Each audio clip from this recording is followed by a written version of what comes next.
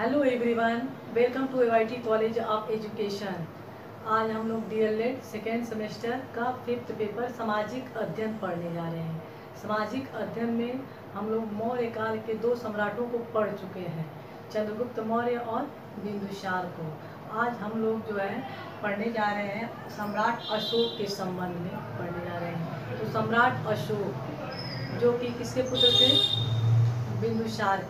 बिंदुसार के पुत्र थे, लेकिन ये बड़े नहीं थे, बल्कि क्या थे, ये छोटे थे। किससे? सुसीम से। तो हम लोग पढ़ने जा रहे हैं कि सम्राट अशोक का जो है प्रारंभिक जीवन में पहले तो हम इन्हीं के बारे में पढ़ेंगे कि ये जो प्रारंभिक जीवन में राज्याभिषेक के संबंध में मतभेद, क्योंकि बिंदुसार की मृत्यु के समय जो है मृत्यु जो है 273 ईसा पूर्व में हुई है, लेकिन अशोक का जो राज्याभिषेक है या ये सम्राट जो है 269 ईसा पूर्व में बने। 269 ईसा पूर्व में, यानी कि 4 वर्ष जो गैप है, इसके संबंध में कई विद्वानों का मतभेद है। जैसे डॉक्टर जायसवाल का कहना है कि बिंदुसार की जब मृत्यु हुई उस समय अशोक की आयु 21 वर्ष थी, यानी कि युवराज बनने के लिए इनकी अवस्था जो है 25 वर्ष होनी चाहिए। राज्याभिषेक के लिए युवराज की अवस्था कितनी होनी चाहिए? 25 वर्ष, और इनकी आयु उस समय 21 वर्ष थी, यानी इसलिए 4 वर्ष जो है इनको लेट हो गया राज्याभिषेक होने में। लेकिन जो है अन्य ग्रंथों में कुछ और मिलता है। जैसे सिंहली वृत्तांतों में यह कहा जाता है कि सम्राट अशोक जो है के बड़े भाई सुसीम जो इनके सौतेले भाई थे, उनकी हत्या कर या उनसे इनका संघर्ष हुआ। करीब 4 सालों तक संघर्ष हुआ, और संघर्ष के पश्चात ये 269 ईसा पूर्व में ये मौर्य के तीसरे सम्राट बने।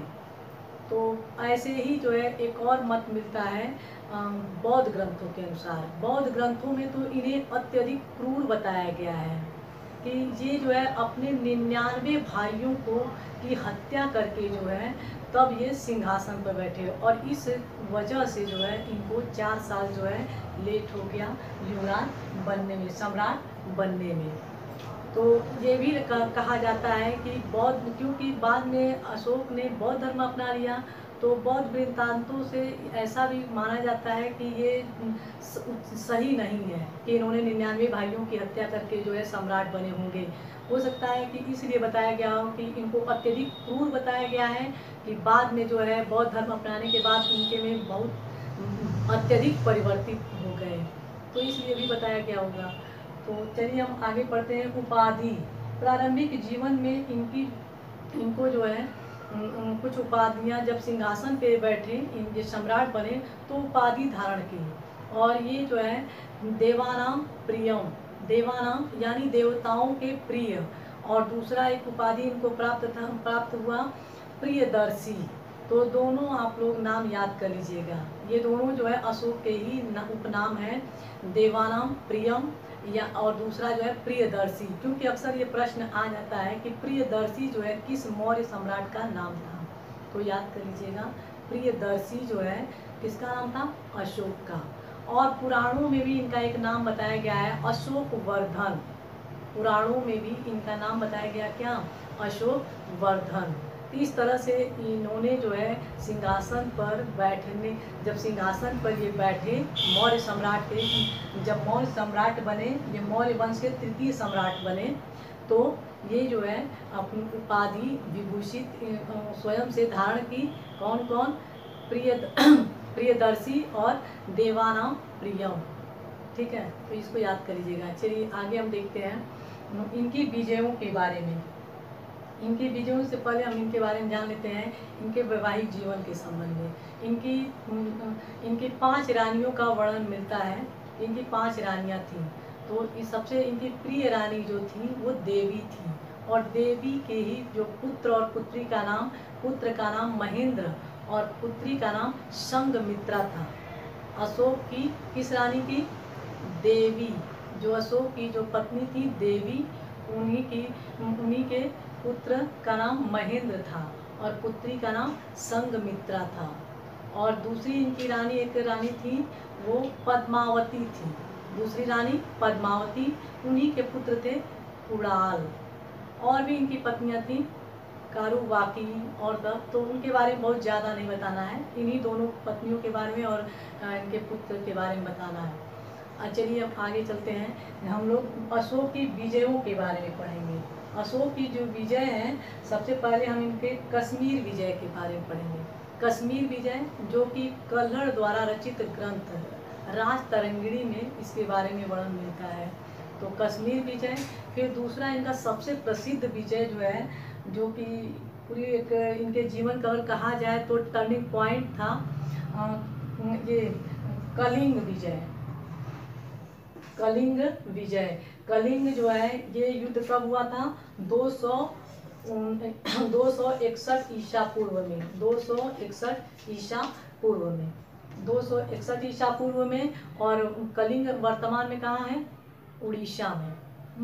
तो इस कलिंग युद्ध में तो अशोक की विजय हुई, परंतु इस युद्ध में लाखों लोग मारे गए, लाखों सैनिक जो है घायल हो गए, हजारों सैनिकों को बंदी बना लिया गया। और कलिंग की ये दशा हुई कि वहाँ पे बहुत सारी महिलाएं जो है विधवा हो गई, बच्चे अनाथ हो गए। और इसका जो है जो है अशोक पर बहुत गहरा प्रभाव पड़ा, क्योंकि विजय जो युद्ध दोनों ही पक्षों में जो है धन जन की अपार हानि होती है। तो इसमें जो है हानि को देखकर जो है अशोक का हृदय जो है परिवर्तित हो गया, और वहीं से जो है इन्होंने ये पश्चाताप करने लगे। और पश्चाताप के क्रम में ही इनकी एक मुलाकात बौद्ध भिक्षु उपगुप्त से हुई। उपगुप्त का इनके ऊपर प्रभाव पड़ा, और यहीं पर ये इन्होंने जो है क्या, उपगुप्त से ही जो है बौद्ध दीक्षा धारण की। बौद्ध दीक्षा इन्होंने किससे लिया? उपगुप्त नामक बौद्ध भिक्षु से। उपगुप्त से इन्होंने जो है बौद्ध दीक्षा लिया।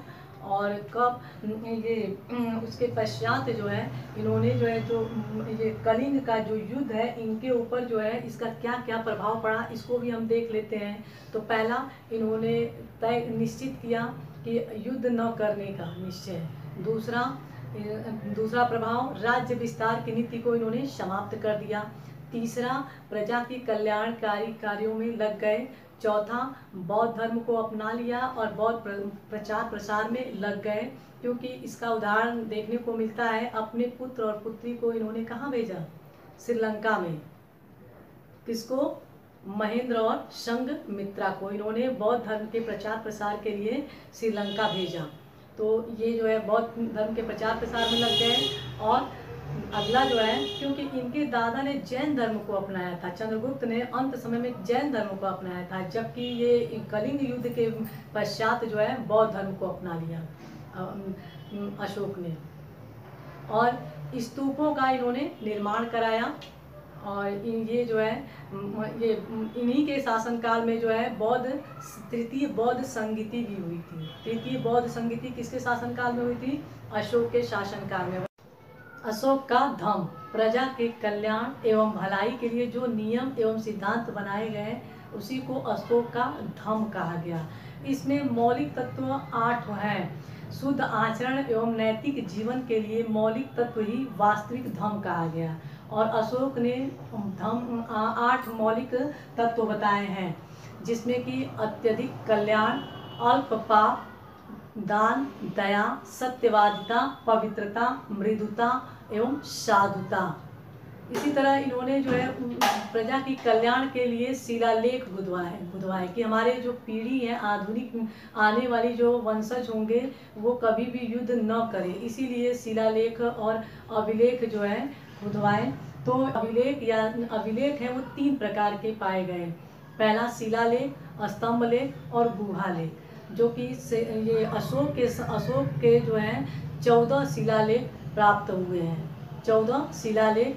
स्तंभ लेख की बात करें तो 7 जो है स्तंभ लेख प्राप्त हुए हैं। और गुहा लेख उसके बारे में बहुत जानकारी नहीं प्राप्त हो सकी है।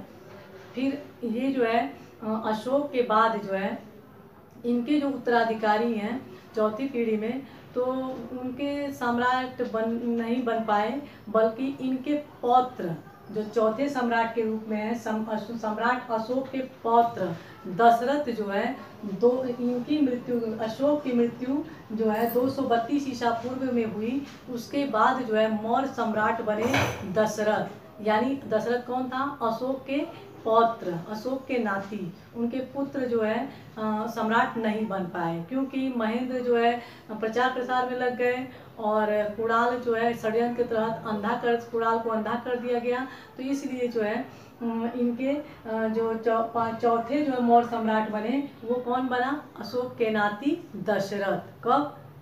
232 ईसा पूर्व में। तो यहाँ पे दो चीज़ें हैं, 232 ईसा पूर्व में जो है अशोक की मृत्यु हुई, और 232 ईसा पूर्व में जो है अशोक के पौत्र दशरथ जो है मौर्य सम्राट बने, चौथे मौर्य सम्राट बने। और आने वाली जो वंशज या उत्तराधिकारी थे, वो बहुत ज़्यादा समय तक जो है मौर्य साम्राज्य को चला नहीं सकी। इसके बाद धीरे धीरे मौर्य काल का जो है मौर्य साम्राज्य का पतन होने लगा। तो मौर्य साम्राज्य का जो अंतिम शासक है वो बृहदत्त है। मौर्य वंश का अंतिम शासक बृहदत्त था। और इसके अलावा जो है हम यहाँ पे देखेंगे मौर्य साम्राज्य के पतन के कारण, कौन कौन से ऐसे कारण थे जिनके कारण जो है इतना विशाल साम्राज्य जो है का पतन हो गया, इतिहास के गर्भ में चला गया। तो पहला कारण अशोक द्वारा बौद्ध धर्म अपना लेना, दूसरा अहिंसा की नीति को अपनाना, तीसरा राज्य विस्तार की नीति का अंत हो गया। अगला जो है ये अयोग्य उत्तराधिकारी, इसके पश्चात जो है ब्राह्मण वर्ग का असंतुष्ट होना, विकेंद्रीकरण की नीति, अशोक की अत्यधिक दानशीलता, अशोक की जो धार्मिक नीतियाँ थी। अगला जो है रिक्त राजकोष, जिसकी वजह से जो है धीरे धीरे ये मौर्य साम्राज्य जो है बिखर गया। तो मौर्य साम्राज्य जो है यहीं पे इसका अंत हो गया।